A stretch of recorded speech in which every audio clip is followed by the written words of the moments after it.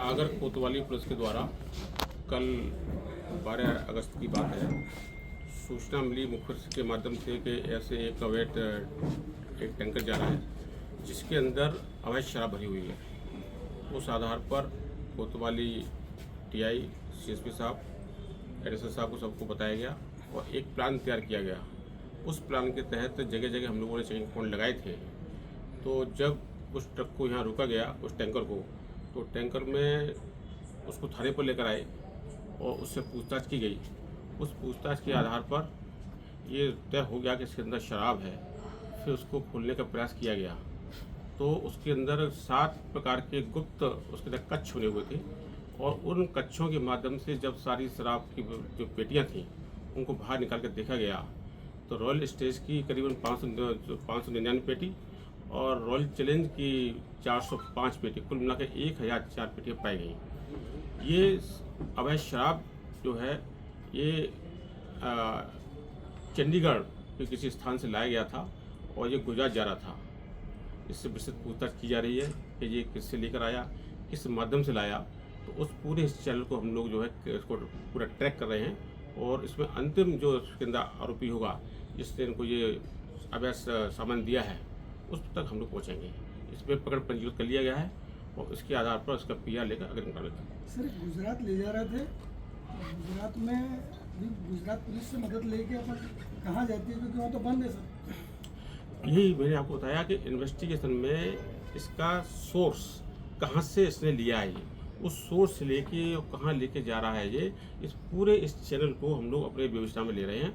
इसलिए इसको जो है इसका पीआर लेंगे और पीआर के बाद हम इसको व्यवस्था करेंगे। अभी तक जो कार्रवाई हुई उसमें मतलब किस तरह की राशि सामने है कि बाजार मूल्य लगभग कितना होगा इसका, और जो है कि आपकी गिरफ्त में कौन कौन लोग अभी तक है सर? अभी तो जो जिसके पोजीशन से ये जब्त हुआ है वो इसका ड्राइवर है रघुवीर सिंह, उसको गिरफ्तार किया गया है।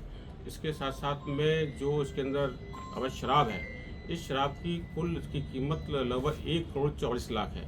यानी कि जैसे देखेंगे कि इसका जो भी इसका मूल्य है उस मूल्य में जो उसके मतलब जानकारी ली गई तो इसका जो वैल्यू है वो 1 करोड़ 44 लाख समथिंग है और करीब 60 लाख का ट्रक है। इस प्रकार से 2 करोड़ 4 लाख जो है वो टोटल इसमें जो है जब्त किया गया है। सर, जो कंटेनर है उसकी बनावट को लेकर कोई खास तौर पे क्या नोटिस किया गया है इसमें? नोटिस ये किया गया है कि ये टोटली सील्ड था, बंद था।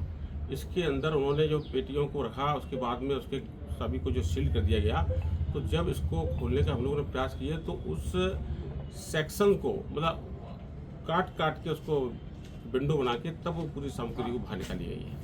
इस प्रकार से इन्होंने इसको जैसे आप कह सकते हो, जैसे आपने कुछ इसमें दिया, वो लिखा हुआ है कि पुष्पा फिल्म के जो थी उसको किस प्रकार से इसमें इस्तेमाल किया गया है। तो ऐसे ही इन जो कह सकते हैं कि अवैध इस व्यापार के लिए इनके द्वारा ऐसे सेक्शन बनाए गए हैं। नंबर भी 2 तरह के आ रहे हैं सर। बाहर के जो टैंकर की लेयर है उसमें नंबर वो अलग है, अंदर की जो एडिबल टैंकर की लेयर अलग है। तो वो 2 नंबर ट्रेस कर पाएँ क्या आप, कौन सा वास्तविक है इस टैंकर का या है भी या नहीं है? वो सारे के सारे जो उसके रजिस्ट्रेशन की जो उसके डॉक्यूमेंट हैं वो प्लस जो नंबर प्लेट की जो दोनों डिफरेंस है अलग अलग हैं। इस संबंध में हम लोग विवेचना कर रहे हैं और निश्चित तौर पे किस प्रकार से उनके द्वारा इसमें इस्तेमाल किया गया है, कौन कौन से लास्ट को ब्रेक किया गया है, वो सारी चीज़ों को इसका समावेश किया जाएगा। अभी तक कुछ सामने नहीं आया कि ट्रक आखिर ये नंबर ओरिजिनल है या फिर फर्जी है? अंडर द इन्वेस्टिगेशन पार्ट है ये सारे तथ्य जो है वो हम लोग उसको देख रहे हैं और एक टीम का गठन भी कर दिया है इसमें कि पूरे इस मामले को देखेगा। सर, ये सेफ पैसेज रहा है, अगर कोई पहली बार नहीं हो रहा है कि मतलब इस तरह से अवैध शराब आप लोगों ने पड़ी है, मतलब एक सेफ पैसेज रहा था, क्यों ऐसा है कि बार बार इसी रास्ते से ही ये होके गुजर रही है? क्या कहीं ना कहीं एक अंदरूनी सोर्स कहीं लीक हो रहा है आपका, या कोई फेवर मिल रहा है या कुछ हो रहा है? ये एक नेशनल हाईवे है और नेशनल हाईवे से सैकड़ों हजारों गाड़ियाँ प्रतिदिन यहाँ से जाती हैं। हम लोगों का यहाँ मुख्य तंत्र एक्टिवेट है, हर चीज़ को हम लोग बारीकी देखते हैं। आपने देखा होगा कि पिछले साल भी हम लोगों ने कई प्रकार के वाहनों को पकड़ा है, सीज किया है। तो ऐसा नहीं कह सकते कि ये कोई सेफ पे से हुआ है, ये जो ये रूट है ये एक मेरी मार्ग है, नेशनल जो है एक आपका हाईवे है, सब गाड़ी जाती हैं। तो जब भी और चूँकि हमारा मुख्य तंत्र एक्टिव है इस कारण से हमको लगातार इसमें सफलता मिलती है। लेकिन सर, जो तरीका है, जिस तरह के तरीके बार बार पिछले 5-6 बार का अगर देख ले शराब जब्ती के मामले, जिस तरीके के जो अलग अलग कंटेनर को डिज़ाइन करके और एक ही मार्ग पर अगर जब्ती हो रही तो कहीं ना कहीं सवाल तो आता है सर। नहीं, सवाल आपका ये कहने का है कि इसमें किस प्रकार से इसमें लीक अगर लीक होता तो ये भी नहीं पकड़ में आता।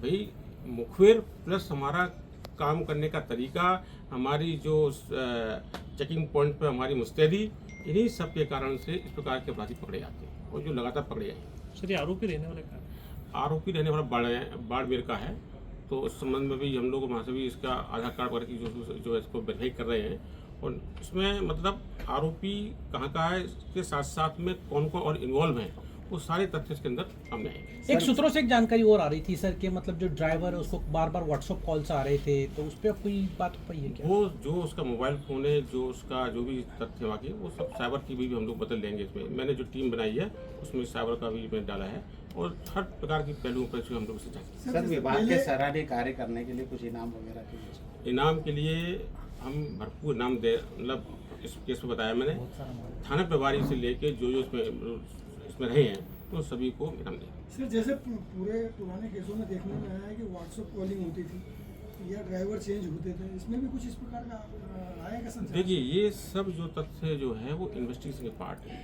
किस प्रकार से उसने किस चीज़ का इस्तेमाल किया है, किस डिवाइस का इस्तेमाल किया है, वो सब हमारा इन्वेस्टिगेशन का पार्ट है।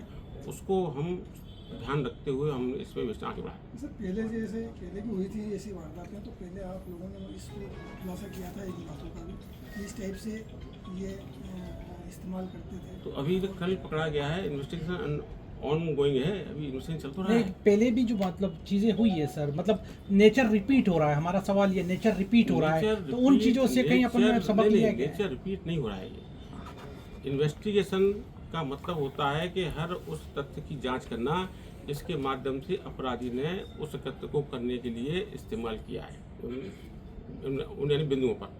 तो हम उन सारे पहलुओं को तभी तो उसको इन्वेस्टिगेशन करके माननीय न्यायालय में पेश करेंगे ताकि वो इस प्रकार की भविष्य में पुनरावृत्ति न कर सके। बढ़िया, और कुछ नहीं भाई। स्टार्ट कर दे बेटा।